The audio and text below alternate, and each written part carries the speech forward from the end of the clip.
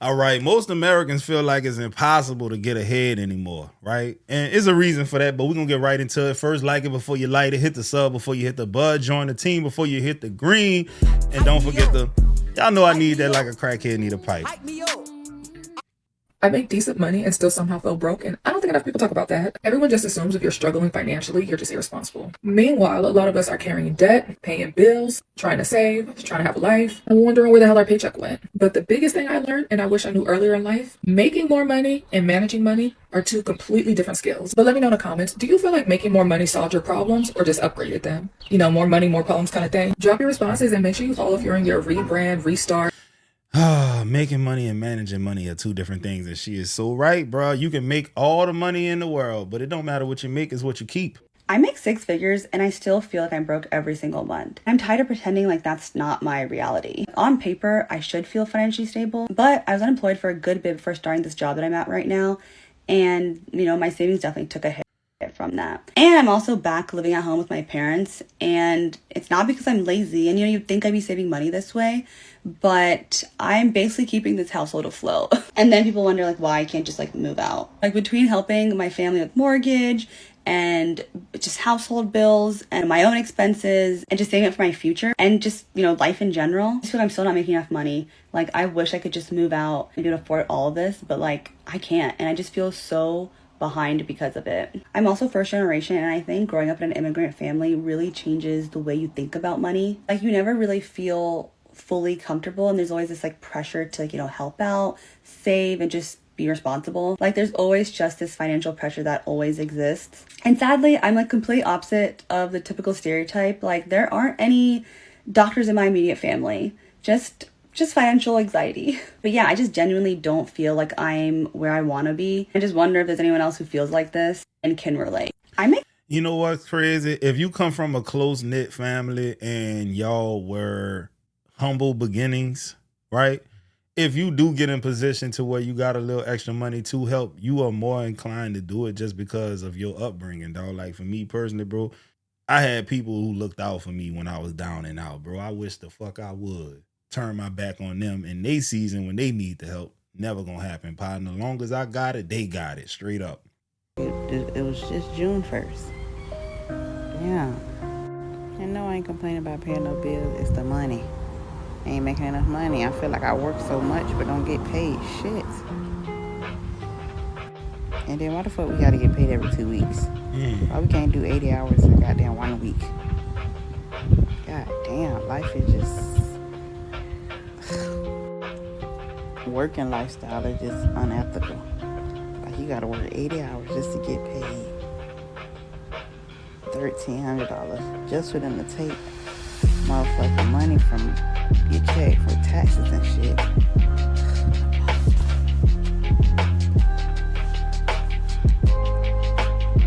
Then you want to call off, it's a problem. They don't want you to take no breaks. They don't want you to call off of work, even if you got PTO. Over fucking work, under motherfucking paid. I'm sick of it. Hey man, you know what? An old white dude told me this one time, bro. He was like, most employers only want to pay you just enough for you not to quit, and most of us only want to work hard enough just not to get fired. It's kind of crazy, man. Sometimes you in a position to where you make too much money and you can't even get no help. It puts you in a new tax bracket. It's crazy, dog. Like the shit is rigged.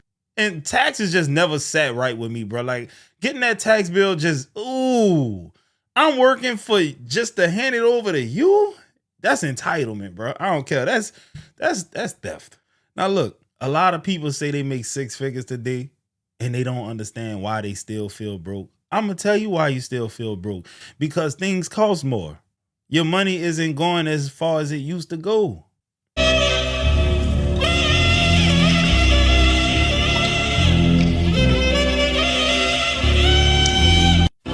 Y'all saw all of that stuff for $153, man. If you was making six figures back then, you were balling. You were rich. You was the rich people back then. Just grab a couple things so then we don't have to grocery shop for a couple extra days. which is never a good idea because you need a list, some kind of list, and I didn't have one. So this is what $100 got me at Walmart in small town Michigan. I got a little bag of potatoes, 2 bags of apples. My boys helped carry the groceries in, and some of my boys took off with apples without me cleaning them or anything. But I don't know why I only got 2 bags, because these won't last very long in the house. But that's what I got, 2 little bags. My favorite frozen chicken. This is the only frozen chicken I buy, the Real Good chicken. I love this stuff, and I don't feel guilty giving it to my family, my children, because the ingredients are real good.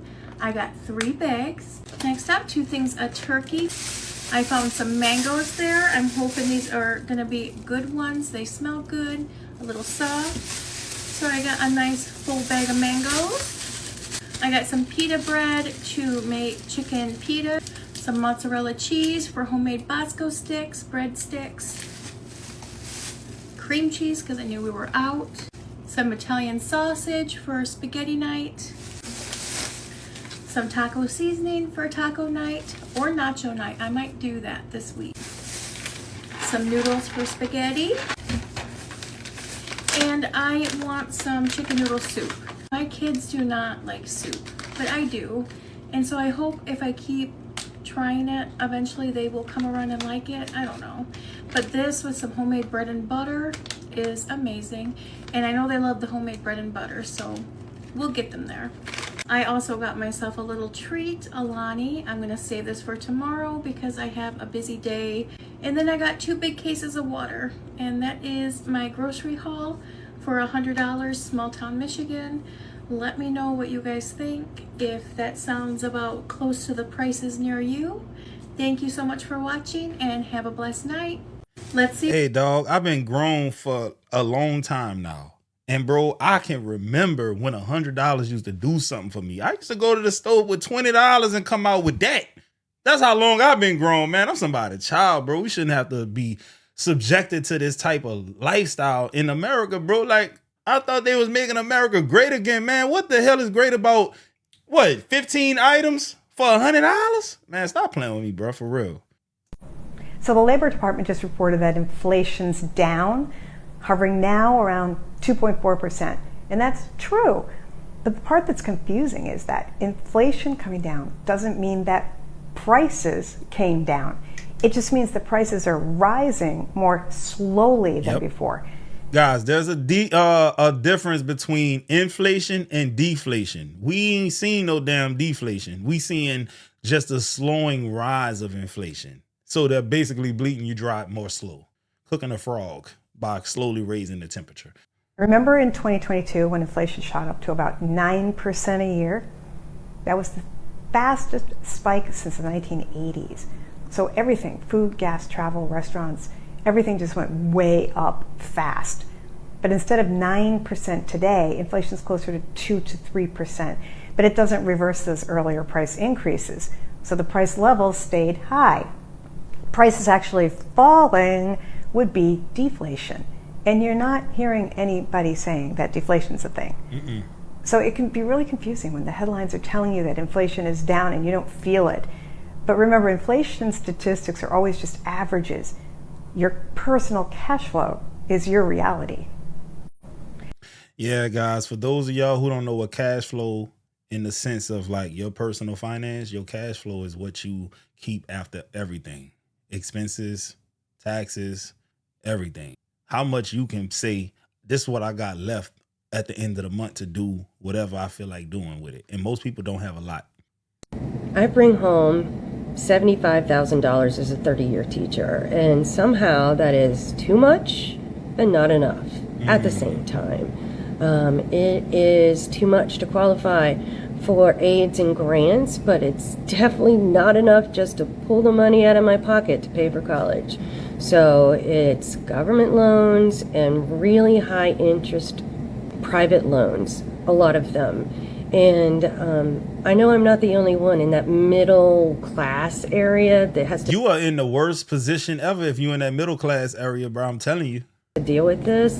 And are we supposed to be okay with this? It's like, I have too much to qualify for help and not enough not to need it. Explain that. Totally unrelated, but the best analogy that I can give to you that ain't got nothing to do with money is more about race. It's like when they got like the Passe Blancs in Louisiana, too white to be black and too black to be white. Like they just in the middle. You get what I'm saying? It's like that financially for some people. They make too much money to get government assistance, but they don't make enough to really live a comfortable life. It sucks, bro. It really does, man. Shit. Boy, what have we come to in this country, bro? Now, a lot of people say, you know what? It's rough out here, man. I'm going to just buckle down, pick myself up by my bootstraps, and I'm going to just work overtime and just clock it and just grind and grind and grind. And then they get hit with some shit like this. So we are getting near the end of the year, and if you're like me, you unfortunately had to work a lot of overtime this year. You might be wondering how much of that no tax on overtime deduction will you be eligible for. Now the max you can deduct is $12,500 of qualified overtime. Now they use this example. If you're a single filer who earns $8,000 in qualified overtime, you can deduct the full $8,000 since it's under the $12,500 cap. Well, kind of. You see, when they say qualified overtime, they only mean the premium, the half time. So if you make time and a half, it only means the half. Like it says here, if your normal rate is $20 an hour, you're on overtime, you get paid $30 an hour, only that $10 an hour is deductible. Or if you were making double time, it would be $20 an hour that would be deductible. So you would actually have to make about $37,500 in overtime to have that $12,500 in premium. Now I'm going to use my pay stub as an example. This is my time. This is my half. This is my double time. That first part, not deductible at all, even though those are hours over 40. But the premium is deductible, and I have over $18,000 in premium. So $12,500 of that will be deductible when I file my taxes. And it's above the line deduction. I can get that on top of my standard deduction. You also have to make under $150,000 to claim the full deduction. I think I'm going to make under 150. It's probably going to be right around there. But if you go over 150, for every $1,000 you go over, you lose $100 of that deduction. So if I made 150, so you get punished for being more productive. Hey, bro, I just love it, man. This makes a lot of sense when you don't think about it and use your brain. 5,000, I'd only be able to deduct $12,000 instead of $12,500. Yeah, bro. Come on, man. They trying to take away all incentive for you to go hard at the workplace, dog. I swear. Now, not only do we have to deal with all that other kind of stuff that we are dealing with, we have to deal with things like home insurance going up, you know, all kind of stuff. Your rent increasing. It's just hard to get ahead now, man. If you're from Louisiana, you know how excited I am to get my renewal in the mail. So I figured I would open it with you guys. So let's see. This is the scariest thing to ever receive. I have a friend who's went up from like 5,000 to 10,000. So I can't wait to see. Did y'all hear that? To 10,000. So I can't went up from like went up. I have a friend who's went up from like 5,000 to 10,000. So I can't. She has a friend whose premium went up from 5,000 to 10,000. Ridiculous. How you supposed to get ahead when every single month you having to come out your pocket more money by hundreds of dollars? And it costs $100 just to get 20 to 15 to 20 items out Walmart costs $100. Bro, it's hard to get ahead, man. Wait to see where we're at. So let's see. Hello, darkness, my. Yeah, y'all not about to copyright me, man. I know some of these words. Homeowners with wind and hail is $4,738. Now, when we first bought this house, it was $1,800 a year. So it has gone up significantly since then. But I am happy to report that it is not much higher because, like I said, I had a friend who went from like 5,000 to 10,000. So I'm happy that we have another year in this range. Yeah, she lucked out, bruh. She lucked out because I remember back in 2020 and 21, bro. I know people who was talking about day premiums increased $10,000. Man, sell a house, burn that bit down to the ground. Ain't got time for this, bro. I'm somebody's child, bro. Look, man, look, this house don't mean that much to me, boy. I'm not going broke over no house. Hell no, bro.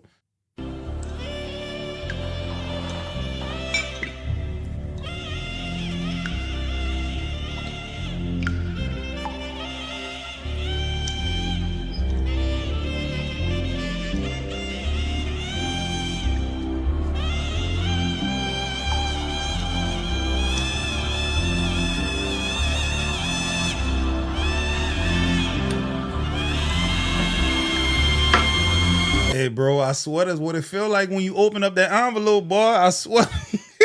Boy, that'll ruin your day, man. Now, look, some of y'all will get excited over a quarter, a 50 cent, a 75 cent, or $1 raise, but that don't mean nothing when your rent go up. It means it just wiped out any promotion, any salary increase, wage increase that you just totally got wiped out because your rent went up $100 a month. Let's be real. I got my rent renewal notice and I'm pleasantly surprised. Did my rent go up? Yes, but not by a lot. Just to put in perspective, before I tell y'all how much it went up, in my last apartment in North Miami, when I first signed my lease, it was $1,200. When I went to renew my lease, they went up to $1,425. But I justified it because they added valet trash, they added internet, and so I was like, does that account for an extra $225 internet and valet trash? No, but at least they did add something, right? And then like water was included and we didn't have all of the fees like, you know, parking and amenity fees. So I was like, you know what, it's whatever. But then after, you know, it came time to renew again, they went up to $1,800. So it went up like $375. So I lived there for 3 years. I started off at $1,200 and I ended at $1,800. So when I moved into this place, it was a little bit more expensive than the last place, but I actually had amenities. I had a washer and dryer, which I didn't have at the previous place. I had the pool, the gym, the clubhouse, all that. So I was fine with paying only $200 more. So I just got my rent renewal and it's only going up at $54. Now, have they added anything for it to go up $54? No, but I'm sure, you know, maintenance costs are going up for the pool, for the landscaping, like inflation, right? And a lot of people have been moving out, but people have been moving in too. So I wonder if the people who moved in before me, if their rent was cheaper when they moved in, and so maybe it's went up a lot for them, but because I was already paying so much, it didn't go up much for me. But only $54. And also I had looked at these apartments when my rent went up at my old place, when it went up from $1,400 or $1,425 to $1,800. I had looked at these apartments that I'm in now and they were like $2,300. And then they went down. Now when I'm living here, it's only $2,000. So they definitely went down on the price tremendously. So I'm wondering if we're finally getting into that season where prices have to come down. Prices have to come down in Miami because there's a lot of empty buildings around here. Hey man, look what I was telling y'all before. That little raise that you got at your job mean nothing at all. You get nothing. Toss that for real, bro. Because think about it. Let's say you make 100,000 on the mark, right? You get a 6% increase. So that means you go from 100K to $106,000. But your rent went up by $600. There go your promotion out the window, off the rip. You actually in the hole, honestly, because you're going to get taxed differently now. Plus $600 over the course of what? A year? Nigga, that's like $7,200. Is it making sense? America did some bullshit. I just got a letter, and in 45 days, my rent is going to increase $600. I have 7 days to let them know if I am going to stay after this increase. And if I am not, then I have 40 days to evacuate the premises? Question mark? Is this y'all king? What the fuck? Yo, how you supposed to get ahead when your rent going up? Real talk, bro. You budgeting your money and shit. You got it down to the cent. And now this comes and hits you upside your head out the blue, man. It's not the punch you see coming to knock you out. It's the one you don't see. I will never understand why the price of apartments go up the longer you stay at your apartment complex. Like, why isn't there like a rewards program or like loyalty points? You know, like, why isn't there discounts for, you know, ongoing members? Every other facet of life, insurance, like, so any other subscriptions, like, the longer you're with someone, the price should go down. Like, I don't get it. It might be another financial reason that I'm just not thinking of at the moment, but why am I getting punished for paying my rent? Like, my reward for paying my rent for a whole year was the price going up. Congratulations. Thank you for paying your rent for a whole year. We're going to increase it. There's no incentive for staying at your apartment for more than 2 years because it's going to go up. If it goes up that first year, that second year is going to go up even more. So there's really no incentive to stand at your apartment complex after like 2 years, if you ask me. I just don't get it, man. It's probably an answer I'm just not thinking of, but somebody let me know. Why is that? Which one of you, can one of you realtors let me know? Is this just for apartments? Is it just, or does it work with houses too? Somebody. I'm gonna just put you on game, bro. What it is this: when their expenses go up, you think they finna take that L? No, they're gonna pass that L to you. It's really just that simple. Hey man, the insurance for the building went up. What should we do? Oh, let's increase the rent. That way we can still cash flow and they have to foot the bill. Interesting. Oh, the landscaping company charging more because gasoline is higher. Guess what we're gonna do? Let's pass it to you so you can foot the bill. Yeah, nigga, that's what it is. Everyone wants to know why the auto industry is taking a huge hit. Well, when you got prices like that for one headlight, it's really hard to be able to keep a car from not totaling. And this was a very, very minor accident. And it's a 2018 Infiniti, and they wanted to total it. But when you see, we got $8,000 in 3 parts. Haven't even touched the vehicle yet. Insane. So when you get the repair estimate from them and you wonder why the shit is so crazy, this is why. Everything is high, man. Gasoline, food, insurance, anything that that is required for you to just exist today is just astronomically expensive. It doesn't make any sense. Pretty sure this is my most expensive fill-up. Pretty sure I'm about to spend $175 to fill my tank. Just kidding, it was $140, but still, that's my highest. She sounds like she in a car with a V8 engine. You know it's burning through some gas, and it better not take no premium either. Shit, bruh, it's just so expensive to live now. I'm currently sitting in my Escalade XL and I am about to find out how much it's going to cost me to fill up my gas tank. I have not driven this car in over 3 months because I was in the hospital for 2 months. And so I budgeted $100. I think that might be a little out of touch considering how expensive gas is. So I'm going to find out. Maybe $115. But I am about to pump gas and find out if I need to sell a kit or not. Where we starting from? What's the starting place? Is it completely on E? Okay, here we go. Dog, she only had 10 gallons already at the 50 line, 50 yard line. 10 gallons, definitely going over $100. Still climbing. 70. The most I've ever put in my truck is like 23 gallons. It be costing me $100 plus every time. By the way, this gas tank will probably last me a week tops. Okay, we're over my $115 budget. Oh, that's not bad. That's not bad. That's horrible. What you mean? 62 cents for 23 gallons. At least 50 of that $100 could have been used for groceries or anything else other than gas, man. This shit is just crazy, bro. See, y'all see, this is why we can't get ahead. Life just costs too much money now, bro. Ain't no way. Bro, I hope y'all enjoyed this video, man. Look, let me hear y'all stories in the comments, man. I'm gonna get at y'all on the next one. Hype me up. Hype me up. Hype me up.